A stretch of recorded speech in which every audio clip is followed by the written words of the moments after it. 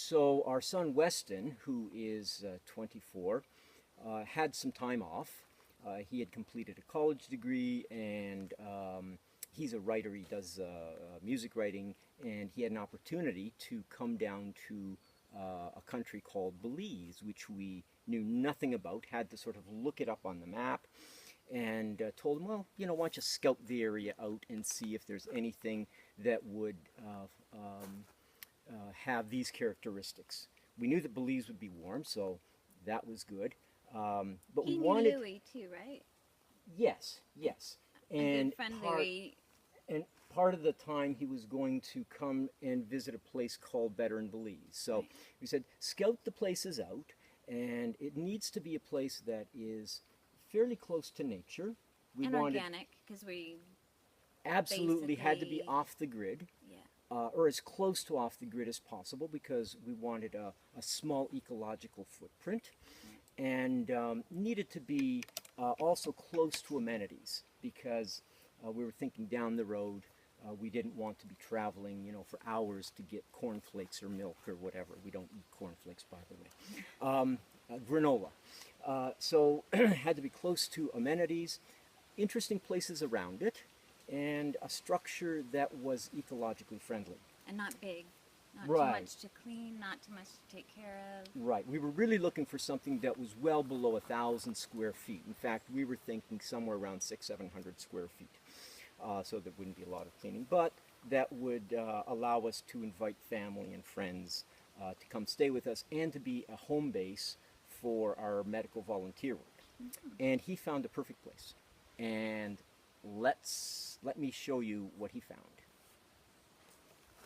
This is the walkway, and this is in the middle of a nature preserve. Monkeys everywhere, which are crazy insane. They're the howler monkeys. Yeah, we actually just had a family of howler monkeys that we were looking at off the back deck. So this is the entryway through these gorgeous large palms and this tropical forest. I see a lot of wild orchids. Somebody put in, or they're wildly growing. Marianne loves to garden, and she is looking forward to learning about orchids and all of the rainforest kinds of plants and such. And there's This is a Jurassic Park of my garden back home. Dieffenbachias that they're growing 200 feet high there. This is insane. These huge ferns, palms, about every kind of palm you can think of. Here's another huge orchid. Looks like they're trying to do a kind of arbor idea. As we go down. And what he actually found was he found an earth bag home that was in a state of completion such that we could actually put our stamp on it because we both love to decorate. In fact, our place back home, we've decorated in sort of the arts and crafts style, and we just love that that ability to decorate. And so here's Should we go around the outside first, then go in? Why don't we go around yeah, that way? we'll do that. So this is the one side, the back side of the house, and these walls they look to me to be about almost two feet thick. They're built with sandbags and then covered with an ecologically friendly material of sand and clay and lime and such. You even made the Yeah, this is supports very look neat. like palm Yeah, trees. these are not palm Somebody trees, was these are trying actually to be creative. absolutely. And this would be sort of, it's got a wraparound porch.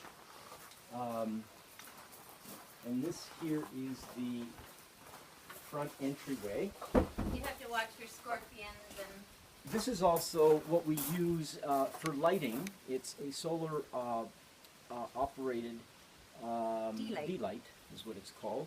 And it actually puts out a fair amount of light. So when we don't want the generator on, we just basically use that. Oh, there you go. We're charging it up. sun as you can. Yeah. Great. Here's the front entryway, and we just love the way that the contractor utilized this idea of putting pop bottles Used, as a, used old they're pot all bottles. used Yeah, pot bottles. from the recycling place. Yeah, and almost like a sidelight kind of situation. This here is a slate carving by a traditional Mayan artist, and there's some Garcia neat. sisters. Yes. Yeah. They're in San Paulo, San Antonio. San Antonio. So shall we walk around the porch here?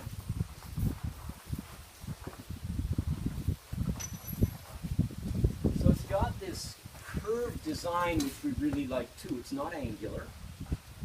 If there's ever a hurricane or a earthquake or anything, we're not going to go anywhere. It's supposed to be ergonomically sound.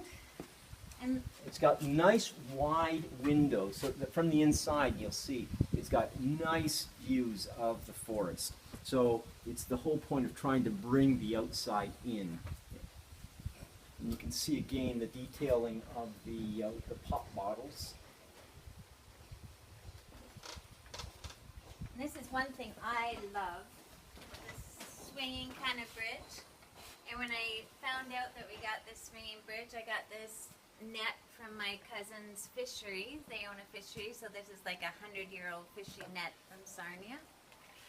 So Ontario. over top of the cistern, and the cistern is a feature that is absolutely essential because this is where the rainwater is collected from the roof and stored in a double chamber. But over top this nice sized cistern is this deck that has been built level with the house, and as Marianne was saying, has a swinging bridge.